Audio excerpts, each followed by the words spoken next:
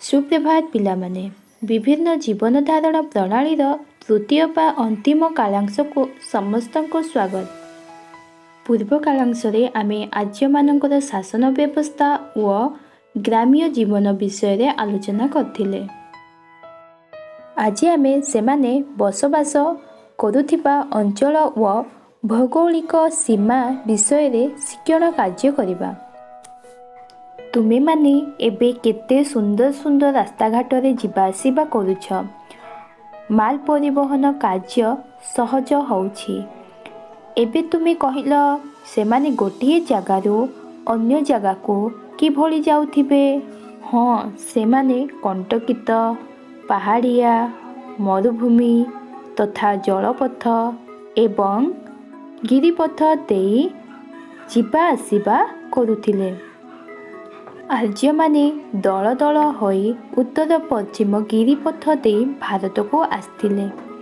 जो माने भारत को आस्थिले सेमानंको भारतीय आर्य बोली कुहागला। सेमाने पूर्वरु लुहार कुराडीर व्यवहार जानिथिले।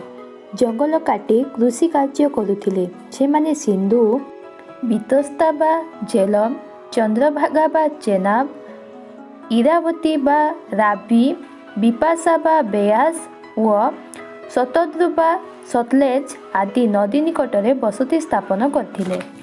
एही नदी गुड़िक सप्तसिंधु नाम रे परिचित। परे सेमाने सप्तसिंधुर नाम ब्रह्मावर्त देथिले। आर्य मानक राज्य गुड़िक जेउ भौगोलिक सीमा मध्य रे आबद्ध थिला ताहाकू जनपद कुहा जाउथिला। ऋग्वेदीय जुगरे एही वंशानुक्रमिक जनपदर मुख्य को राजन कुहागला। राजन अधिक क्षमताशाली थिले।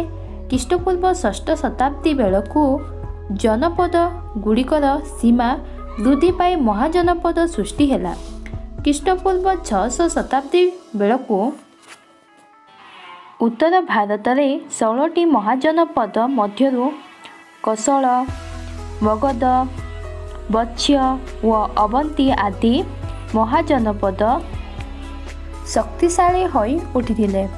बिंबिसार व अजात शत्रुंक अधीन अन्य महाजनपद गुड़िकू अधिकार करी एक शक्तिशाली राष्ट्र परिणत करथिले। से समय शासक माने शक्तिशाली सेनाबाहिनी गठन करी निजर शक्ति वृद्धि करथिले।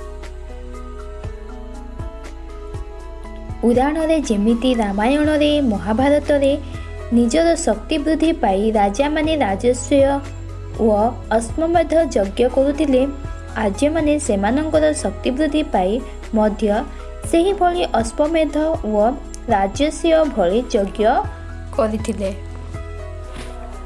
आजि आमी जहाँ जानिले। प्रश्न 1 आर्य माने खुराडी व्यवहार जानिबा द्वारा सेमानंकर की उन्नति घटिला। उत्तर से माने खुराडीर व्यवहार जानिबा द्वारा जंगल सफा करी अधिक चाष करिबारे लागिले। फल शस्य उत्पादन अधिक हैला। प्रश्न 2 केउ अंचल को सप्तसिंधु अंचल बोली कहा जाउथिला। उत्तर सिंधु बितस्ता बा झेलम चंद्रभागा बा चेनाब इरावती बा राबी बिपाशा बा बेयास शतद्रु बा सतलेज आदि नदी गुड़ी को सप्तसिंधु कहा जाए। परवर्ती काल रे एहाकू आर्य माने नाम बदलाई ब्रह्मावर्त देथिले। प्रश्न 3 जनपद बा महाजनपद विषय रे तुमे माने की धारणा पाइल। उत्तर परवर्ती वैदेशिक जुगरे विभिन्न क्षेत्रीय राष्ट्र व्यवस्था रे परिगणित हैला। एक निर्दिष्ट भौगोलिक सीमा मध्य आबद्ध राष्ट्रगुड़ी को जनपद कुहागला। ख्रीष्टपूर्व षष्ठ शताब्दी बेलकू जनपद गुड़िकर सीमा वृद्धि होई महाजनपद रे परिणत हैला। प्रश्न 4 परवर्ती वैदेशिक जुगरे राष्ट्र माने निजर शक्ति वृद्धि पाई केउ सब पदक्षेप नौथिले। उत्तर शासक माने निजर शक्ति वृद्धि पाई विशाल सैन्यबाहिनी गठन करी राजस्व व अश्वमेध यज्ञ महा आडंबर करुथिले।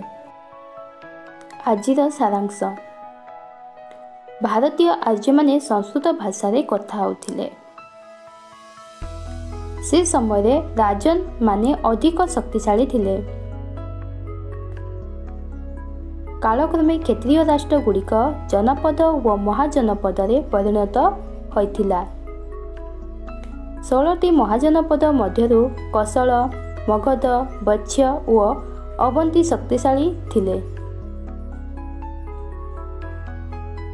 ସେମାନେ ମହା ଆଡମ୍ବରରେ ରାଜସ୍ୱ ଓ ଅଶ୍ୱମେଧ ଯଜ୍ଞ କରୁଥିଲେ।